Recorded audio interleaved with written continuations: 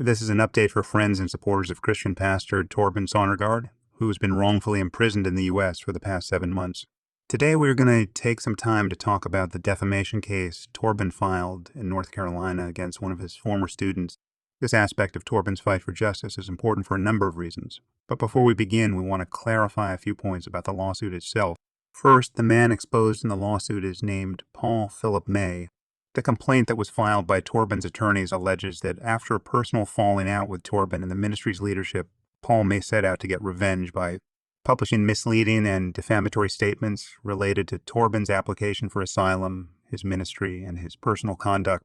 Paul May established and currently still operates a website and social media channel, each of which is solely dedicated to spreading defamatory information.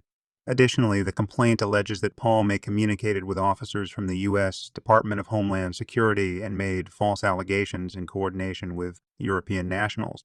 For those who are unaware, providing false information to federal law enforcement is a serious crime that could result in up to 5 years in prison. See Title 18 U.C. 1001. Making matters worse, Paul has not been fully transparent with his online audience about his own history and the real reason he dislikes Torben. Therefore, we feel it is appropriate to share following for those of you who consume his content online. First off, Paul has a history of questionable conduct that should be considered. A simple internet background check on the name Paul Philip May produces an extensive criminal history report that includes being charged with providing fictitious information to an officer, obtaining a driver's license by fraud, embezzlement by fiduciary, displaying another's driver's license as your own, and secret peeping. And then, of course, is the obvious question, what is Paul's motive for spending so much time and energy trying to cancel Torben? In order to understand this, we offer the following background story according to students who were a part of Torben's ministry school at the time and had known Paul well. The story begins when Paul attended one of the last Reformation's 7-week training camps in North Carolina during the spring of 2020. According to students, Paul would volunteer his skills and time to help complete special tasks around the campus, such as painting and running errands to obtain supplies for the school. As time passed, Torben and the staff became well acquainted with Paul. Paul self-identifies as a prepper or someone who proactively prepares for emergencies such as natural disasters and civil unrest. He would commonly boast about his gun collection and his connections to law enforcement. One individual said they witnessed Paul tell an employee at Home Depot he was a military veteran, when in fact he is not. Other students said that Paul regularly would try to convince them of conspiracy theories and seemed to believe that he knew more about the world than everyone else. During that summer, while Paul was attending the school, the COVID-19 pandemic hit.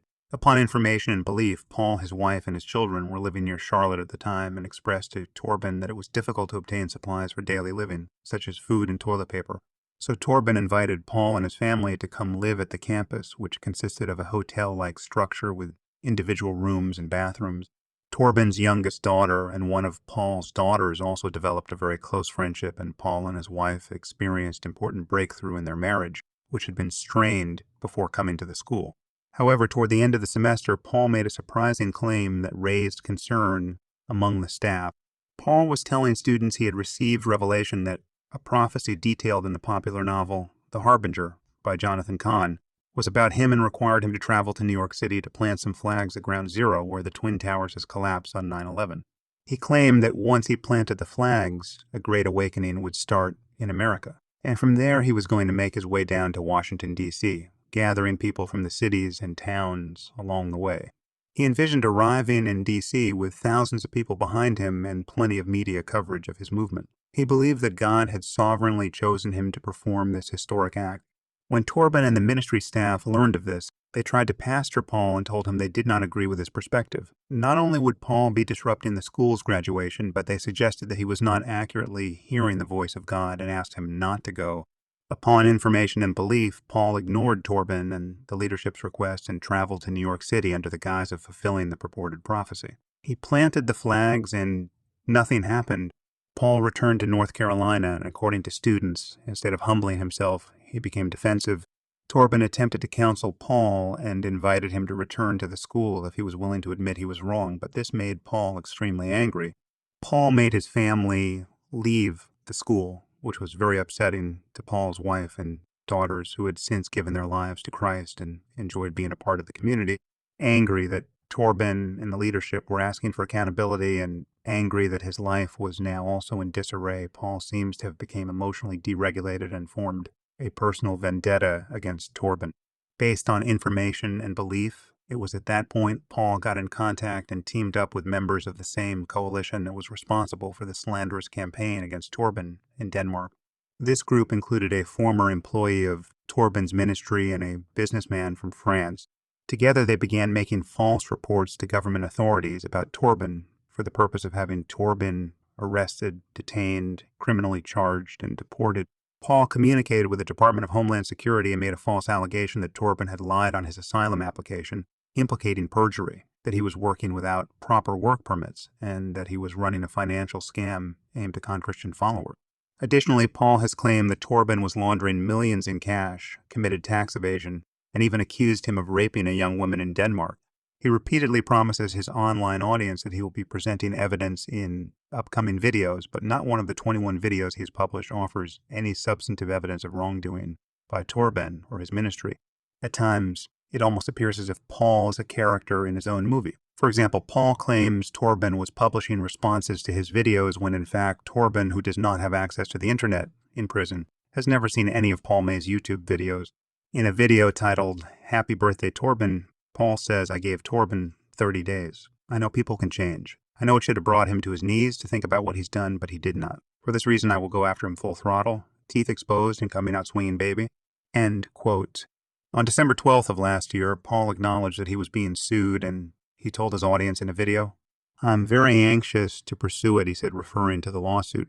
"We're prepared and we've been ready, and we've held those cards back, so to speak. We've not shown them because we knew what his next move was. I want to go, and my father will provide all the necessary means to get us there. It would be the greatest thing to have a deposition." End quote. He continued, "I want you guys to rest assured that every single thing that I've said in my videos, we have evidence, witnesses, and proof for every single thing in every one of my videos. So, it's time for you guys to stand behind me if you wanted to. I'm going to be taking all the heat." End quote. But since Torben's attorney filed the complaint, Paul's behavior suggests he may have been bluffing the whole time. In fact, it appears he is now hiding from the lawsuit altogether.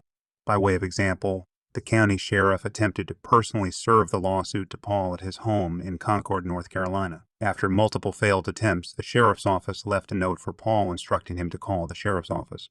Torben's attorneys were informed that Paul indeed called into the sheriff's office and said he would come to pick up the civil summons that next week. But Paul never showed up. At this point, it seemed clear he was most likely avoiding service, so Torben's attorneys retained a private process server who made multiple attempts to serve Paul at his home. The private process server noted that at the time service was attempted, there were lights on at the home, a dog came to the door, and multiple cars were in the driveway. The private process server also noted that items in the window of the home appeared to have been moved in the time between the first attempt and the second visit to the home, seemingly to block any view into the home through the windows. A few days later, Torben's attorney personally called Paul on his cell phone. There was no answer. He left a message identifying himself as Torben's attorney and explained in the message that service of process had been attempted multiple times in multiple ways, and that he was calling to ask if Paul would be willing to accept service of process. He asked Paul to return his call, but Paul never called back. During this same time period, Paul was making YouTube videos out in the forest, talking about the lawsuit, referencing details from the written complaint, which indicated that he was fully aware of the complaint and its contents.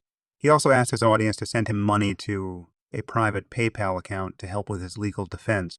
He claims to have attorneys, which is puzzling considering they have never appeared in representation of Paul, not to mention the unwise decisions he is making with regard to the legal process. Still, even then, Paul had not appeared to the county sheriff's office to obtain the court documents, had not returned Torben's attorney's phone call, and had not answered the door for the private process server. Finally, on Wednesday, January 18th, Torben's attorneys overnighted a copy of the civil summons and the written complaint to Paul at his home. The package containing the civil summons and the complaint was received by Paul himself on Thursday morning the 19th at 9:32, as evidenced by the delivery receipt and the image of Paul's signature. So now Paul May has been served, and it's a good thing he expressed to his online audience that, quote, it would be the greatest thing to have a deposition because the deposition of Paul May has been scheduled for February 22nd. We will continue to update you all on this aspect of Torben's fight for justice and the effort to clear his name. If you have any information that could be helpful to this case, we invite you to come forward and contact Torben's attorneys at friendsoftorben.com. Thank you for listening to this update.